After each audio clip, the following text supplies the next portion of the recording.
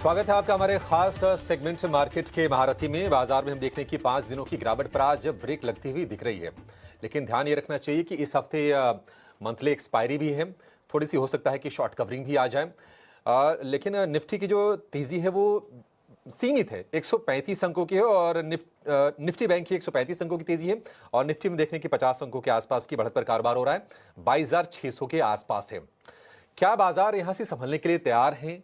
क्या एफआईज वापसी करेंगे? बाजार के लिए अगर यहां से चलना है तो ट्रिगर क्या होगा? ट्रंप के जो टैरिफ को लेकर जो पॉलिसीज हैं वो कितनी परेशान करेंगी? ऐसे तमाम प्रश्न हैं जिनके जवाब आप जानना चाहते हैं और उनके जवाब देने के लिए आज हमारे साथ हैं बेहद खास मेहमान, पाइपर सेरिका के फाउंडर अभय अग्रवाल। अभय सर, बहुत शुक्रिया आपका समय देने के लिए। स्वागत है 18 स्वदेश पर। सर देखिए, हमारे लिए भी रोज रोज ना धर्म संकट वाली स्थिति है, ये पूछना कि बाजार कब थमेगा, कब चलेगा, क्या एफआईज की बिकवाली रुक जाएगी। लेकिन ये हमारा धर्म भी है सर, पूछना, पत्रकार के तौर पर पूछना पड़ता है। आप जरा बताइए कि आपका व्यू क्या है मार्केट को लेकर? जो गिरावट का दौर हम देख रहे हैं, शिखर से करीब 14% नीचे निफ्टी आ गया है, क्या अब हम संभलने के आसपास हैं, बॉटम बनने के आसपास है बाजार, या फिर ये मुश्किलें बनी रहेंगी अभी? जी गुड मॉर्निंग अभिषेक, आपको सारे दर्शकों को।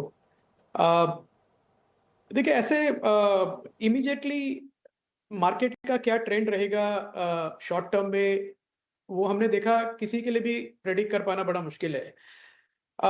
तो एनालाइज ये कर सकते हैं कि क्या ऐसी चीजें हैं जिसकी वजह से मार्केट में करेक्शन चल रहा है और कब तक उन चीजों पे लगाम लगने की एक उम्मीद है। तो जो 1 लाख सवा लाख करोड़ के बीच का जो सेलिंग हुई है नेट एफपीआईज की जनवरी 1 से लेके, वो इतनी सेलिंग मार्केट एब्जॉर्ब नहीं कर पाया फ्रैंकली, और उसकी वजह से हमने देखा जो करेक्शन है लार्ज कैप्स में है, साथ में स्मॉल और मीडियम कैप्स में और भी ज्यादा है। तो एक एफपीआई की जो रेगुलर सेलिंग है उसने मार्केट पे प्रेशर क्रिएट किया हुआ है, और एफपीआई की सेलिंग मुझे लगता है अब एक स्लो डाउन होने की उम्मीद है, और वो इसलिए कि यूएस में पिछले 3-4 दिन से दिख रहा है कि यूएस डॉलर भी थोड़ा वीकेंड हुआ है, और जो बॉन्ड यील्ड्स भी हैं वहाँ पे ऐसा लग रहा है कि अब सॉफ्टन होंगी। तो ये 2 चीज़ें होंगी, तो इसकी वजह से जो एफपीआई का पैसा वापस यूएस गया है वो इमर्जिंग मार्केट्स में आएगा। इमीडिएटली नहीं आएगा, पर मेरी उम्मीद है कि इस महीने मार्च में हमको वो फ्लो बैक दिखने शुरू होंगे। तो मुझे लगता है वहाँ पे एक मार्केट का बॉटम बनेगा। और दूसरी तरफ जो हमारी खुद की प्रॉब्लम थी कि हमारी जो अर्निंग्स ग्रोथ थी वो वीक हो गई थी कंपेयर टू एस्टिमेट। जो अभी हम ग्रीन शूट देख पा रहे हैं थ्रू चैनल चेक्स, उससे ऐसा लग रहा है कि कंजम्पशन डिमांड जो है वो फेस्टिव सीजन के पास पिछली दिवाली के बाद पहली बार वापस आई है, और ऐसे इन्वायरमेंट में आई है जहां पे जो चैनल इन्वेंट्रीज हैं वो काफी लीन है। तो उसकी वजह से एक हमको इस करंट क्वार्टर के जो रिजल्ट्स हैं वो जो आएंगे अप्रैल मई में, वो मुझे लगता है शायद एस्टिमेट से थोड़े बेटर हों और कमेंट्री भी पॉजिटिव हो। तो ये जो 2 चीजें अगर साथ में हों तो मुझे लगता है मार्च में कहीं जाके एक बॉटम बनने की मार्केट की एक गुंजाइश है। इन द मीन टाइम मैं तो यही कहूंगा कि अगर आप ट्रेडर नहीं हैं, लॉन्ग टर्म इन्वेस्टर हैं, तो इस मौके का पूरा फायदा उठाइए। इस तरह के मार्केट में आपको growth stocks eight reasonable price मिलते हैं जो बुल मार्केट में नहीं मिलते हैं। तो मुझे लगता है कि rather than worrying too much की बॉटम कहाँ पे है, जो इन्वेस्टर्स हैं उनको ये इसको एक अपॉर्चुनिटी की तरह लेना चाहिए, अपना एलोकेशन थोड़ा बढ़ाना चाहिए हाई क्वालिटी इक्विटी स्टॉक्स में। ठीक है अभय, पहले तो बहुत शुक्रिया, थैंक यू वेरी मच, आप समय दे रहे हैं। और ये बात बिल्कुल ठीक है कि ये मत देखो कि कौन सा शेयर 60% टूटा है, बट ये शेयर देखो कि कौन सा शेयर अच्छा है और जो आपको मिल रहा है अभी सस्ते में मिल रहा है। 60% 70% कैलकुलेशन अगर देखेंगे तो शेयर ये बात भी गलत होगी, क्योंकि वो टूटा 70% किसी वजह से था।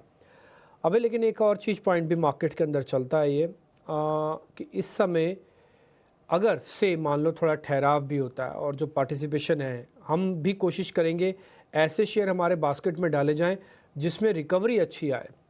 जब भी आए, मैं उसके कोई टाइम नहीं बांधना चाहता, मैं आपको भी धर्म संकट में नहीं डालूंगा कि आप मेरे को बता दीजिए 15 दिन में चलेगा, 20 दिन में चलेगा, ऐसा कुछ भी नहीं है ना।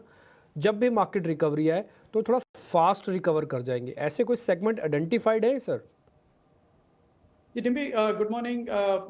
जो हमारा मॉडल पोर्टफोलियो है डिम्पी, वो हम पब्लिकली morning. भी शेयर करते हैं, तो मेरे कोई सेक्टोरल या stock specific buy sell recommendations नहीं है। पर जहाँ पे हमको अपॉर्चुनिटी दिख रही है डिम्पी, वो दिख रही है ग्रोथ स्टॉक्स में। सी इंडिया में क्या है, आपको ग्रोथ पे फोकस करना पड़ेगा रिटर्न बनाने के लिए। और बुल मार्केट में क्या होता है कि इतने प्रेशर में आके इन्वेस्टर्स अनफॉर्चुनेटली ग्रोथ स्टॉक्स को ओवर वैल्यू कर देते हैं, ओवर प्राइस कर देते हैं, और फिर काफी समय तक रिटर्न नहीं बनता है। दूसरी तरफ हैं ऐसे स्टॉक्स जिनको हम कहते हैं very high quality franchises, very high quality stocks, पर वो अब ग्रोथ के जोन में नहीं है, तो वो अपने मल्टीपल को सस्टेन नहीं कर पा रहे हैं। और उसमें काफी नाम है, बड़े नाम है, जिनके बारे में बात करते हैं कि पिछले 4-5 साल से कोई रिटर्न नहीं बनाया, बल्कि नेगेटिव रिटर्न है, जबकि बहुत ही जाने माने स्टॉक्स हैं।